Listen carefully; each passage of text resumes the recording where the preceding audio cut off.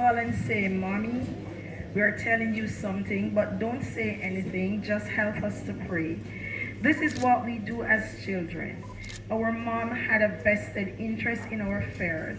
She always wanted to know what is going on with us and her grandchildren. She was always so proud of us. She took over our husbands and they could do nothing wrong for her. Sometimes we would wonder if she was their mother or ours. Ladies and gentlemen, today my siblings, Osman, myself, Ansel, Emil, Ali, Alicia, and Avani. Yes, my mom was obsessed with the letter A. All our children, their first and middle names all start with the letter A. Today we have the distinguished pleasure of sharing with you about our mom, grandmother, aunt, sister, niece, church sister, shopkeeper, confidant, and friend, Eunice Elaine Wauchope, affectionately called Miss Junie or Sister Jude. This phenomenal woman, this phenomenal mother of ours was born June 30th, 1949 to Marion and Jonathan Wauchope in Cotton Tree. She grew up with her 3 brothers and 1 sister, Pylan, Man, Raleigh, and Oni. It was evident from an early age that she was very entrepreneurial. At age 12, she would fry fritters and sell and buy small items in Christiana and resell them. At some point, she realized that she needed more, and like many young people, she headed to a bigger city, first to Ocherest and then to Kingston. After working as a helper with different families, she eventually landed a job with the Jamaica Omnibus Service, JOS, otherwise called Jolly Bus. Of course, all the young at heart would know these big green buses. After 13 years working with them, the government-run bus company closed its doors, and that's when our mom returned to Trelawney, initially in Dutch Hill for a few years, and then back to home, sweet home in Cotton Tree, where she lived until the Lord decided it was time, October 3rd, 2022. During this time, our mom stayed with her first love, and yes, it wasn't a man, but business. I think a lot of people here today only knew Miss Junie as a shopkeeper or a church sister, but we knew her as our mom and our rock. She mothered and fathered us. A couple of weeks before she died, she told the physiotherapist that if she knew that we were going to come out so well, she would have had 7 more children. But if you really knew my mom, then you would know that she had a way with words. The minute you said something, she's counteracting you. In August, when my siblings and I visited her, at one point she was not cooperating and didn't want to eat. So we started jabbing at her, and one of us said, "Mommy, what are we going to do with you?" She said, "Love me or leave me. You choose which L." She was not afraid to express herself, and this she did most times through giving. She gave selfishly. Nothing was ever too good that she wouldn't give it away. And she didn't care if you had money or not. If a need arises, you could always count on her to be that person, to be there for you. My mom wasn't the person to see you in need and say, "I am praying for you." Yes, she would pray, but then she would always be mindful of your need. As kids growing up, we would be angry with our mom because if another child stopped by and it was dinner time, mommy would share their plate even and equal with us. Now you know no child likes that. But my mom was not fazed by our grumbling. As a matter of fact, sometimes that child got what we call the better part of the chicken. They would get the leg and we would get the wing. But that's my mom. To her, everyone was equal. She left several unforgettable footprints in our lives. How to love and treat others. How to be kind and always to love God. Our mom would go to bed early because she's an early riser, and guess what? When she was up, everyone had to be up too. And getting up wasn't by choice, as the windows would start opening up and You all know that 6 o'clock breeze in November and December. The kids and the nieces and even the helper at times would say, it's too early. And my mom would say, I can't tell God what to do. Is him like they, not me. Our mom was a true businesswoman. While living in Kingston, she mostly went to the market in the evening because the items in the market was way cheaper during that time.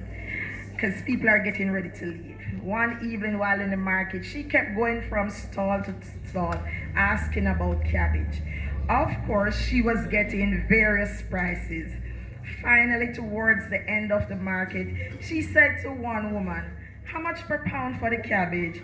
The lady said, 50 cents. My mom stepped away. The lady said, Doctress, come back. I give you for 40 cents. Again, my mom walked away. The lady said, okay, Doctress. The cheapest me can give it to you for is 30 cents as I that me pay feet. and the lady said, and them firm and then can keep those trees. See them hard. My mom looked her straight in the eye and said, so you said them can keep? And the lady said, yes, Doctress. My mom then looked at her and walked away. And she said, well, you keep them then. Most of you here knew my mom very well. She was very strict. She was a very strict disciplinarian. She did not like us getting involved with any kind of cascas. On several occasions, people would complain to her about things that we did at school, like fighting or quarreling with them. Of course, even if we were not involved, our mom would give us a good whooping because she think our name should not be called. We should not be involved in any kind of cascas. And it was only as adults that we then understood that she was just trying to keep us away from danger. Our mom adored her grandkids. She loved them endlessly. She always said, no one should ever ask me who does she love more, if it's her kids or her grandkids. On more than one occasion, different men came and asked her to marry them. She always said, nope, my time is now for my grandkids. I do not want to be in bed with my grandkids and any man tell them to move over or go over. She made time for her grandkids. She was always available to have conversations and spend time with them. She was always proud of how well they were doing in school, and times she would say, I am blessed and highly favored by God. For years, my sister and I asked our mom to come and visit us in Canada, and she would brush us off. She would say, anytime I can drive to Canada, I will come. In July of this year, our mom got a stroke. Shortly after, she told us that she was ready to come and visit. My sister Eunice took her to the passport office, and we were all excited and very optimistic. Our mom was finally coming. We completed the immigration application papers on Saturday because the passport was due to be collected on Tuesday. And then we would send the application to the embassy. But it was not meant to be because Mommy died the Monday. Although she had a stroke, we were all in shock that she died because our mom was a strong woman, never one that was sickly or puny. Even when she was sick with the flu or cold or any just common ailments, she was always up and about, operating her shop and attending church. She had a sharp and a witty mind. Our mom was a God-fearing woman, serving in church for years in different areas. She was community-minded, very outgoing, happy, and pleasant to be around. You know, she connected with everyone, the young, the old, it doesn't matter the age group. Everyone knew Miss Junie. We thank our mother for always supporting us through different stages in our life. She has taught us so many lessons over the years which have helped us to be better parents and navigators through life. She was simply the smartest woman we knew. At times we wondered, how is she able to support so many children all by herself? For years we would call her on Father's Day and we would say, Happy Father's Day. She was not a man, but she was our father. Many times we would say, Mommy, thank you for the countless life lessons that you have taught us. Because of your teaching, we are able to live independent and self-sufficient life. As a single mother, she sacrificed so much. Excuses were not an option. She wanted us to do well.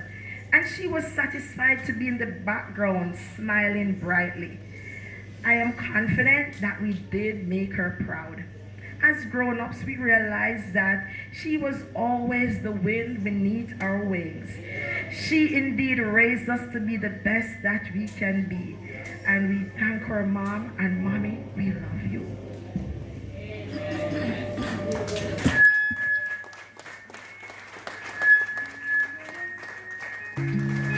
How do I say goodbye to what we had?